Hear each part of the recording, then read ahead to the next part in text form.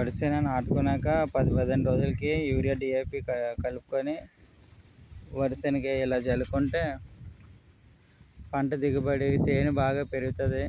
నీరు కట్టుకుంటే అలాగే యూరియా డిఏపి 10-15 రోజుల తర్వాత యూరియా డిఏపి చల్లుకుంటే